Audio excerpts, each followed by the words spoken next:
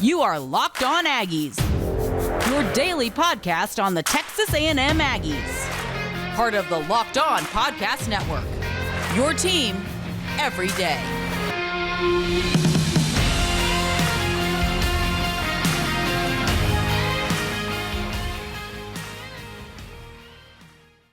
Yes, welcome on into Locked On Auburn and Locked On Aggies, little Locked On crossover action. I'm Zach Blackerby, Joey Ickes. What an interesting matchup this is, Joey. Going into this season, if you would have told me both teams are going to be 3-6, Carnell Williams is going to be the head coach going into this, and people are going to be talking about spending $90+ million to buy out Jimbo Fisher, I would not have believed you. Not for a second, not for a single second at all. It's been quite the whirlwind of a season for both fan bases and both programs for sure. But could not have seen this outcome coming at all. Yeah, so I think the most interesting thing about this from the Auburn perspective, and I guess it's interesting from both sides. You can correct me if I'm wrong here, Joey, but despite both teams essentially being out of everything, like I think it's very unlikely for either team to make a bowl game. Obviously, whoever loses this isn't going to make a bowl game. This is a very jazzed up matchup. I mean, tickets are really, really hard to get. Carnell Williams, making his home debut at Jordan-Hare Stadium is a big, big part of that. But the energy around this place is pretty wild considering all the circumstances. Are you getting the same kind of feeling on the A&M side? Yeah, it's pretty crazy how much excitement a matchup between two pretty bad football teams at this point can generate. And right. I think that's sort of where it comes from is, both of these teams are not used to being in the basement of the conference, right? Sure. Or especially. And so this opportunity to, it's you got to win out to make a bowl game. I know A&M has LSU hanging out at the end of the schedule that will make that whole process pretty tough. But this is sort of the last gasp of hope for both of these teams. Can they put together a little bit of momentum towards the end of the year? But yeah, there's a lot of energy going around, and it's exciting and it's good. From our perspective, we're going to be here one way or the other. So it's good to have some energy and have some fun storylines to talk about. Yeah, it's been a pleasant surprise, I think, with okay, good. There's another relevant home SEC game from the Auburn point of view, and obviously Texas A&M, the storylines circling around that program are super interesting. But yeah, I mean, obviously, Joey, we kind of already said it, but the biggest storyline I'm looking at is Carnell Williams. Can he get a win against an SEC team as a head coach? I don't know how many chances he's going to get to do that after the season.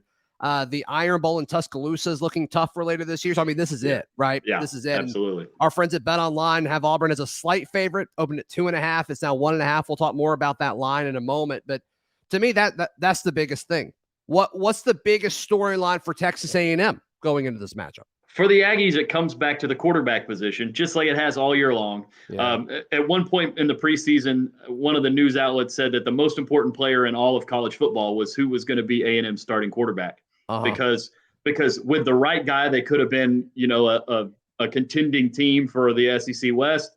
And with the wrong guy, they could be where they are right now. Or with the wrong confluence of events, they could be where they are right now. And so Conner Weigman appears, based on 1 1.25 of games, he has the opportunity to be that guy. And unfortunately, we didn't get to see a follow-up performance last week because of the flu that went through the A&M program and took 6 guys out of that game against Florida. But if Conner Weigman comes out and plays like he played against Ole Miss, against Auburn, I think A&M fans feel pretty good about their opportunity to go win this game and about their opportunity and what the program's future looks like. It'll do a whole lot for Jimbo Fisher, too, in terms of the future of the program and recruiting and all that kind of stuff, if they can put together a few solid offensive performances in a row.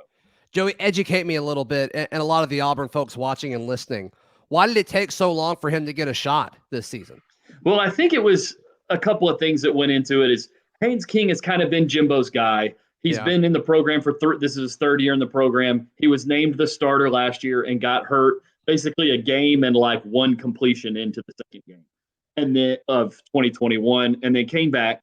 They brought Max Johnson in as sort of the veteran transfer, and those two were the guys that were really in the quarterback competition to start the season, and Haynes won that competition.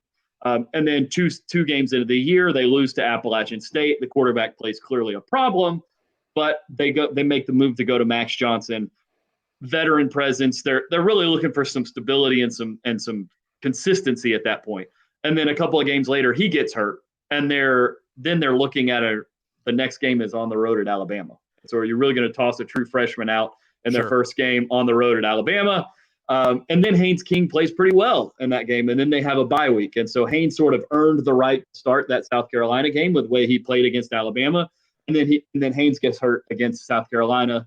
That's when Conner Weigman shows up. He's the guy the next week and has one of the best quarterback performances an A&M player has had in close to a decade. So yeah. When you were previewing this game before the season started, were you guys calling it like the Zach Calzada Bowl, or we called it maybe a potential Zach Calzada revenge game? And, obviously he hasn't played. Yeah, it's one of those things that it's almost unfortunate for Zach, right? He had the opportunity to play last year and put some things on tape that, showed who he could be as a player, and probably would have had some opportunities to play at different places this year, and just wound up at Auburn where he got beat out for the job. And it's been unfortunate for him to not have that chance, but hopefully he'll get the opportunity at some point down the road. But yeah, it was one of those that we were hopeful that Zach would have the opportunity to play and that we'd get the chance to see him this week. But yeah, I think A&M has, at least for most of this season, has had enough of their own concerns to worry about. Yeah, for sure. And the irony, right, is Auburn hurt Calzada's shoulder, and he's still battling that shoulder injury after transferring to Auburn. So that's just kind of a wild thing. One last storyline I want to sprinkle into this. We're going to talk about individual matchups that we're looking at for Saturday's contest. But if Auburn wins on Saturday, does Jimbo get fired? Oh, see, I'm sort of the belief that I don't think they'll fire Jimbo. I think they'll make a lot of changes around him. Yeah. And I think there will be an emphasis placed on, hey, you got to go to the portal and you got to get some guys who could come in and be difference makers right away, because they've played like 30 true freshmen this year already. I think they've played about 22 true freshmen and about 30 freshmen, including redshirts this year. And so, last game, they had 20 guys out between suspensions, injuries, and illness. They were missing 20% of their program last week against Florida. And it wasn't the bottom 20%. It's a lot of it's the starting quarterback and 5-star recruits and stuff like that. So it's just been a war of attrition this year, and I think that's the way that he'll sell it whenever he goes to the athletic director and to the boosters after the season. I think it would be really tough to see them fire him in season. Because of the money and all that kind of stuff. But if you don't have an option already sort of on the table, which would be hard to do in season, it's hard to make that decision to spend that much money without something sort of concrete there as the backup. Yeah, and I think Auburn doesn't want him to get fired, because right now Auburn's the best job open. Yeah, and if Texas A&M comes open, there's a lot of oil money floating around over there, I think A&M would probably be able to attract a little bit more pop than Auburn. So it's kind of weird. You want Auburn to win, but please don't fire him. Please don't fire him. Yeah, absolutely. Yeah, for sure. All right, we're going to dive into some individual matchups. What does Auburn, what does Texas A&M need to do to win the game this Saturday? Joey, things are crazy right now with the economy. Look, inflation has us thinking about different ways to cut back. Can you imagine going to the gas pump and paying for gas and not getting cash back instantly? Can you imagine that? I can't. I honestly can't. And it's one of those things that I used to not be the guy that would hunt for the lowest price on the signs. But as I get a little older, I'm, picking the gas station on the side of the road that's a few cents cheaper. And, and when you have the opportunity with our friends at Upside, you get the opportunity to get that lower price at the pump. But sometimes you pick the higher price because you can get more cash back to make up for it. That's right. To get started, all you have to do is download the free Get Upside app, and you can use our promo code LOCKED, LOCKED, and get $5 or more cash back on your first purchase of $10 or more. Next, you claim the offer on whatever you're buying at Upside. It's a very easy-to-use app. You snap a picture of the receipt to prove that you buy it, and then, boom, like magic, Joey, you get cash back. And sometimes it's a few hours, sometimes it's a few days, depending on what the deal is. But download the free Upside app today. Use promo code LOCKED to get $5 or more cash back on your first purchase and start getting cash back today. Use promo code LOCKED. Joey, I think the most interesting part of this matchup on Saturday that I'm looking at is, can Auburn do what they need to do to keep their offense on the field? And that's run the football with Tank Bigsby and Jarquez Hunter. We saw them do that a lot against Ole Miss. We saw them do it a little bit more in the second half against Mississippi State, a game they probably should have won this past weekend. Look, Tank and Jarquez are the two best offensive players, and the ineffectiveness of the offensive line in front of them has really, really limited their production. So, like, their stats aren't super great, Joey, but we both know how good both of these running backs are. Yeah, absolutely. And that's the biggest area, at least in terms of when Auburn has the ball, that I have of concern for me too. And that's part of that goes to the fact that over the last two games, A&M's given up somewhere in the neighborhood of 681 yards rushing between the two games or something like that. Some nuts. It's not good. That should not, you should never see that number in two games. But it's just been absolutely terrible in the run game on defense for the Aggies. And it's been the defensive line. It's been the linebackers haven't been good. Yeah. They're missing a couple of guys over the last couple of weeks in the secondary that have been really good run support players. And I think DJ Durkin has sort of taken the approach of we're going to play lighter boxes and allow our secondary guys to come up and make tackles, but we want to try to make teams run on us. And they, in the first part of the year, they were really good with that support coming from the secondary, and it just hasn't come over the course of the last couple of weeks. There's been tons of missed tackles, and it hasn't been pretty for sure. Yeah, that was going to be my next question is, like, why is it bad? Because it's not talent. And, you know, last week, like you said, they were missing some guys, so that certainly could have been part of it. But is it a scheme thing? Are they just getting pushed off the line? Are they missing tackles? Is it a little bit of everything? Yeah, I think it's one of those things where I bet if you go back and look at every play, it's something different on almost every play. It's a defensive lineman. There was one play. I'm sure coaches love that. Oh, yeah, because it's not one thing that you can just harp on, right? Yeah, right. It's okay. This play, the defensive lineman stunts the wrong direction when everybody else is, slanting to the right. One guy slants to the left, and now the A gap is 8 yards wide, and the guy's just cruising through it. And then the next play, the linebacker doesn't read the zone read right, and now the quarterback's out the gate for a 60-yard touchdown on the next play. And and then the safety doesn't come up and support like he's supposed to on the next play, or he misses a tackle. And so it's just a lot of everything. And, we've blamed a lot of things in Aggie land on attrition and on youth this year. So those are sort of the default excuses for when things go wrong, what's causing it. Yeah, and as far as Auburn's running game, Tank and Jarquez, they're going to be solid, but the offensive line has had some shakeups, right? Their starting center was Nick Brahms. He missed all the season. He kind of retired from football before the season started. Their backup that replaced him has been hurt, so they moved a guard to center. They've been kind of having this revolving door at the two guard situations. The tackles have been okay, not good, but probably the best part of the offensive line, but that is a very low bar to set, Joey. And then Killian Zaire, the JUCO transfer from a few years ago at left tackle, he's probably been the most solid piece on the offensive front. Brian Harsin said that of him a few weeks before he got fired. And then the right tackle for most of the season has been Austin Troxell, and he got hurt against Mississippi State last week, so he's out for the year. So another JUCO guy, Brendan Coffey, will probably start at that right tackle spot. When he engages with his guy, it's pretty good. There's a lot of plays where he isn't always engaged with his guy, and it's like, come on, dude, block somebody. So that's kind of the storyline there as far as why Auburn's offensive line has struggled. I don't think it's all talent. I just think as a unit, they're not super great. So that'll be interesting to see what happens with that matchup. All right, Joey, when A&M has the football, what matchup are you looking at? It's a sort of a similar matchup, but in a different context. And it's back in the trenches. I like to talk about trench play because it's really important. And it's the A&M offensive line. And you talk about everything Auburn's been through in terms of attrition there. Yeah. The guy who is A&M starting center coming into the season, mono in fall camp, missed the first two games of the year, came back, was, played admirably, but was clearly not 100%. And then after playing two games, he got hurt. And then, so they're on their backup center. They're on, I think, their fourth left guard. They had a true freshman left guard that played his first few snaps against Alabama, got some more against South Carolina, and was really the starter against Ole Miss. He caught the flu, missed the game last week too. So they've got a lot of youth and a lot of instability, especially on the interior of the offensive line on that left side. The right side's been okay. Layden Robinson and Reuben Fothery have some continuity over there. They've been there together for at least a year. But it's really from the center to the left side. And the left tackle, Trey Zune, he's missed a couple of games due to injury, like they pretty much all have on this at this point. Yeah. He's been up and down too. He's a redshirt freshman. So just, again, tons of youth, tons of inconsistency and attrition up front, and they just have not dealt with moving fronts very well at all. And so I worry about Auburn's ability to put pressure on Conner Weigman when he's in the pocket, or especially if Haynes King winds up having to play again, he can't deal with pressure at all. Like they put up 24 points against Florida in the first half.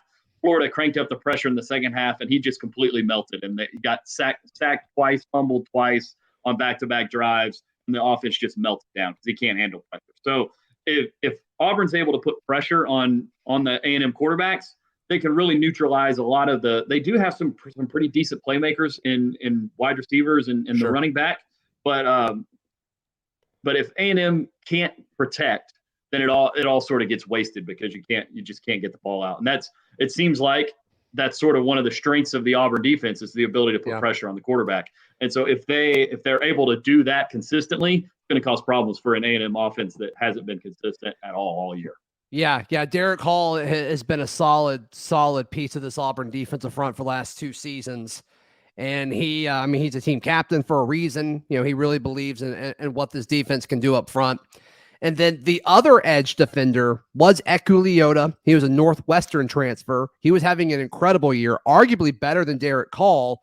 And then he got hurt. He's out for the year. So he'll probably go to the NFL draft after this season. But another transfer that came in, I believe he's actually a grad transfer, is his last year of eligibility. His name is Marcus Bragg. He came from Western Kentucky. And Joey, when he committed, I watched his tape and I did a full show reacting to it. I'm like, okay, like maybe he's the 4th or 5th guy. Joey, he has come in and he has been a great piece to this defense. I think he's been really, really good. Not great at stopping the run, but as far as like pursuit and penetration and impacting the play, he's been great. So keep an eye out for Marcus Bragg. Colby Wooden, arguably the best player on this defense. He can play defensive end. He can play the 3 technique. He kind of moves around. And then Marcus Harris is a grad transfer from Kansas. This is his 2nd year in the program. He's a pretty good defensive lineman as far as engaging in the pass rush and also pretty effective in stopping the run. So those are kind of the 4 names that are going to be running after whoever's at quarterback for Texas A&M, and all 4 of them are pretty solid, Joey. Well, yeah, that's not a great recipe for A&M because, like I said, they've had some trouble, especially when teams can get pressure with 4. Like it causes issues for everybody, but especially when you've got a young quarterback and young receivers and a relatively complex offense that deals with a lot of reads after the snap. If you got a defense that can put pressure on you with 4, it causes a lot of problems, and so it's not a great recipe for A&M to know that Auburn has that ability to heat you up with just 4 guys without bringing pressure. Well, I'll tell you what, though. The second level is the weakness of this defense. I think the DBs have played pretty well. Some injuries back there, right? One of Auburn's main guys missed Mississippi State. We'll see if he plays against Texas A&M on Saturday. But the linebackers, which we all thought would be a strength of this team going into the season, has not been that. Owen Papo, it's his 2nd straight year of being a team captain. He's Auburn's highest rated recruit on the roster right now. I believe he's the only 5-star. And he just hasn't been the same guy. He's never really turned the corner. He got injured last year. Just hasn't ever really looked the same. And so the guy next to him, Cam Riley, when he's healthy, but that's kind of been a revolving door. Wesley Steiner had one of the worst performances in a very short stint that I saw covering Auburn last week against Mississippi State. So we'll see how much action he gets, but that's a concern. The linebacking core is a concern. So Mississippi State went after it early last week. I'm curious to see what Texas A&M does with that. Yeah, A&M has Devon Achane is the A&M running back, and he's one of the best running backs in the country. And it's unfortunate that he's kind of been locked down in this A&M offense. He's basically been the entire offense for most of the season. Understand that. And he's a weapon in the passing game just as much as he is in the running game. So that's probably an opportunity that they'll see to be able to take advantage of. And the funny thing is, Florida did the same exact thing to A&M's second-level players, because that's really the weakness of the A&M defense as well as the linebackers. And cooler running back name, Joey. Devon Achane or Tank Bixby? Oh, I think you got to go with Tank. Like Tank is just like, especially when your coach's name is Cadillac. Like it doesn't get any better in terms of running back names for them than that. That's pretty cool. What's the best name on the Texas A&M roster? There's a freshman defensive back whose name is Smoke Bowie. It's not his real first name, but everybody, even like 24/7 and stuff like that calls him Smoke Bowie. So that's a pretty awesome. good one. Yeah. We just lost a Smoke Monday to the NFL. I remember Smoke in the draft. Yeah. That's pretty cool. That's pretty stinking cool. All right, let's go over what the line is for Bet Online and what our picks are for this weekend. right here on this Locked On crossover with Locked On Auburn and Locked On Aggies. Joey, can you imagine placing a bet anywhere other than BetOnline? Because I can't. It just doesn't make sense to me. I can't. It's the number one place for sports betting information, stats, news, analysis, all of it. It's the place. And just the mobile website is so easy to use. It's fast. Question: do you want to place wagers on a website that takes a long time? Yes or no? Absolutely not. It's like you just can't do something like that when there's a delay possibility. The line changes between the time when you click to place the bet and when it actually goes through. You just wind up in all kinds of trouble with that. Yep. BetOnline, you don't have to worry about that. BetOnline, Exactly. You can head to their website today, use your mobile device to learn more. BetOnline, it's where the game starts. All right, Joey, our friends at BetOnline, they've got the line now at the time of us recording this, and it may move closer and closer to a push as game time approaches, but it's currently Auburn -1.5. I believe it opened at Auburn -2.5, so it's slowly moving to Texas A&M's favor. This is Auburn's first time being favored in a month, Joey. I was a little surprised when I saw the line. What was your gut reaction when it came out? Yeah, I mean, it sort of makes sense that it's really close, right? It's two, like I said, two really bad football teams right now that are going through all kinds of stuff. How many times have we said the words, that guy's missed some games due to injury? We don't know if that guy will play because he's been hurt. The whole show, right? Exactly, over and over. And so it just makes sense that these two teams are extremely close in terms of what they've done this season, how disappointing they've been this season. And it just makes sense that when they take the field that it would be, a point and a half, 2 points from one another whenever they get there. It's another interesting thing looking at the lines over here at BetOnline is the over-under was originally set at 50. It is now moved to 48.5. So Vegas slowly getting less and less confident in both teams' offenses. Yeah, I think it's one of those things where, A&M has only scored more than 24 points twice all year. One of them was against Sam Houston State. Yes. And the other one, they lost 31-28 to Ole Miss. So anytime you see a line north of 50 for A&M or at around 50, whoever it is predicting A&M to lose because A&M can't score points in chunks. And so if the line is shifting towards A&M from a point spread standpoint, it absolutely makes sense that the point total would creep down too, because what it really feels like they're expressing is more confidence in A&M's ability to stop the other team. So who do you think is more likely to score 24 points on Saturday? I think I'm leaning Auburn there. Yeah, I think you're probably right, just because A&M just has not been good at putting the ball in the end zone all year long. I mean, they just haven't. And so it's been so tough to watch, just to be honest with you, because it's just been bad offensive football for most of the year. Yeah. And there's a little bit of life against Ole Miss. The quarterback comes in his first start and throws 4 touchdown passes. But unless they get that type of performance from Conner Weigman again, they're going to wind up at 21 or 24 points, and it's going to be tough for them to score more than Auburn, especially if Auburn's able to run the ball. Yeah, I don't think we've mentioned him yet, but Auburn's quarterback Robbie Ashford was not the starter to start the year, but due to performance and I think some injury to TJ Finley, Robbie's the guy, right? And the team I think looks better when Robbie's in. So he has gotten better over the course of the season. Some of the veterans on the team have been really impressed with his development.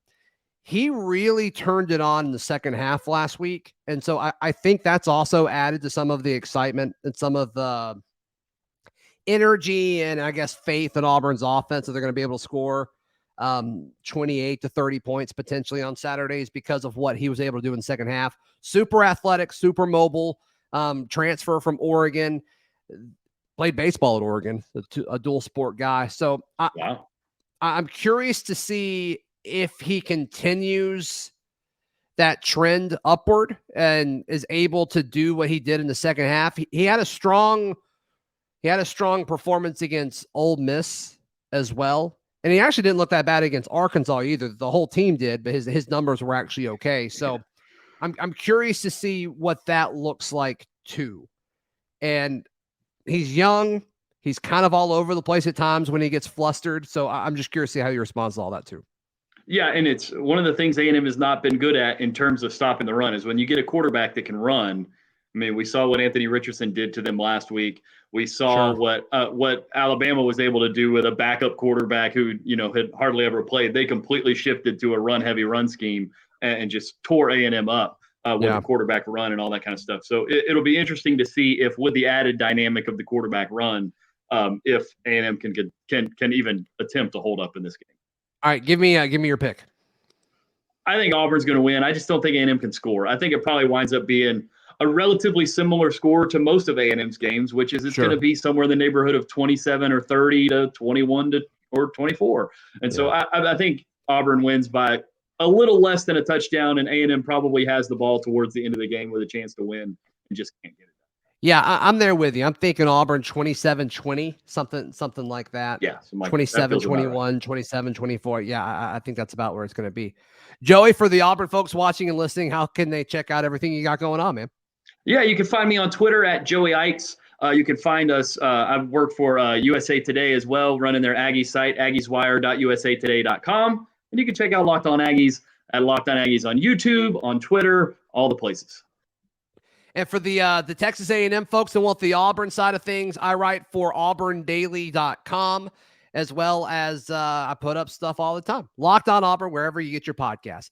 For Joey and me, this has been a Locked On crossover with Locked On Aggies and Locked On Auburn.